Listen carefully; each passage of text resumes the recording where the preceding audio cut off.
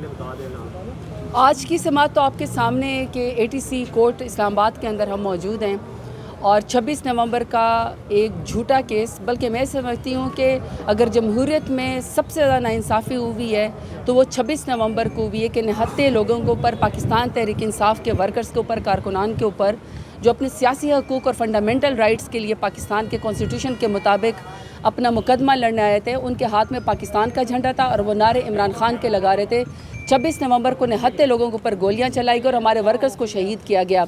बजाय इसके कि हमारे साथ इंसाफ होता, अफसोस की बात यह है कि खान साहब समेत, उनकी बेगम साहिबा समेत, तमाम लीडर समेत, कारकुनान समेत हम सब के ऊपर 26 नवंबर के इस कदर मुकदमे कर दिए गए कि आज जब हम एटीसी की अदालत में खड़े थे, यकीन करें अगर आप लोग वहाँ पे मौजूद होते, बैठना बहुत दूर की बात, खड़े होने की भी जगह नहीं थी। यानी दहशतगर्दी की अदालतों में पाकिस्तान में कोई कब्ज़ा माफिया, कोई दहशतगर्द, कोई रेपिस्ट या कोई जो है स्मगलर नहीं होता। अगर दहशतगर्दी की अदालतों में कोई खड़ा है तो वो पाकिस्तान तहरीक इंसाफ के कारकुनान, ख़वातीन, वर्कर्स, लीडरशिप तमाम अपने नज़रिए की जंग लड़के अपनी वफा की कीमत चुका रहे होते हैं।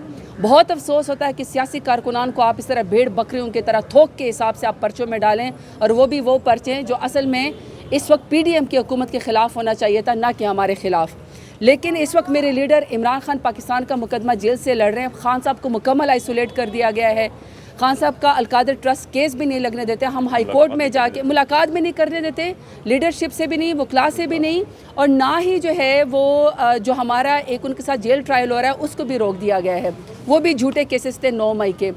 और अभी भी जब हम अलकादर ट्रस्ट केस के लिए जाते हैं, जो सस्पेंशन ऑफ सज़ा है, जो ज़बरदस्ती उनको सज़ा दी गई 14 साल की, हालांकि न बेगम साहिबा, बुशरा बीबी, न खान साहब किसी के ख़िलाफ़ भी कोई करप्शन का केस साबित ही नहीं हुआ। उन्होंने 1 रुपये भी करप्शन नहीं की। छुट्टियाँ आने वाली है, लेकिन अफसोस की बात यह कि अभी तक खान साहब का केस नहीं लगा।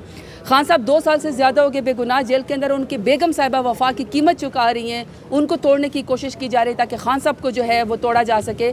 लेकिन बुशरा बीबी वफा का इस्तारा है, 14 महीने से उनको आइसोलेट, बेगुनाह इस वक्त अडियाला जेल में वो मौजूद हैं, उनको कैद किया हुआ है। वो दोनों अपनी पाकिस्तान की कीमत की जंग लड़ रहे हैं। वो पाकिस्तान से वफा की एब्सोल्युटली नॉट कहने की जंग लड़ रहे हैं, तो हम भी सब उनके साथ खड़े हैं।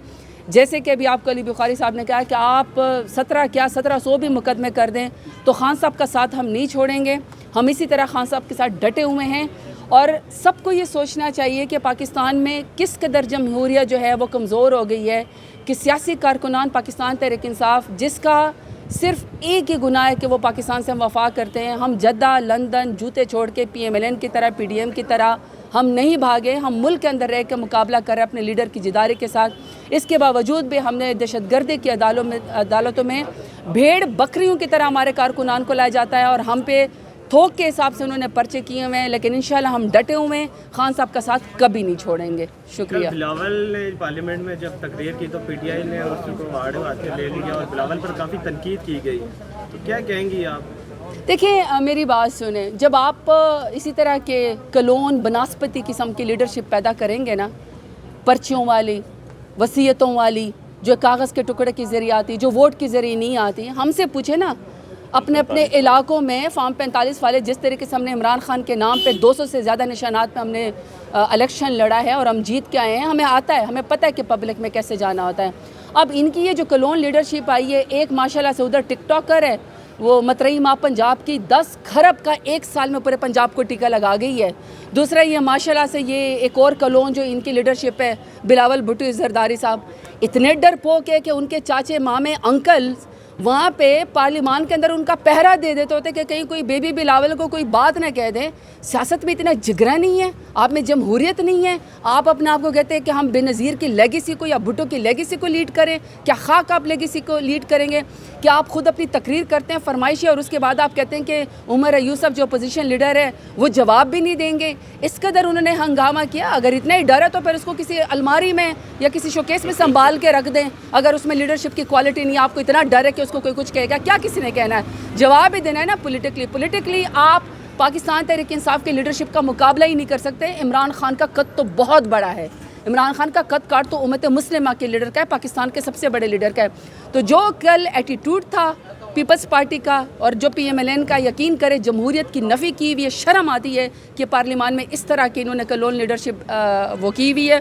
पाकिस्तान तहरीक इंसाफ बजट के ऊपर, एक एक लफ्ज़ के ऊपर, एक एक कट मोशंस के ऊपर, एक एक अमेंडमेंट के ऊपर और एक जो इनके बोगस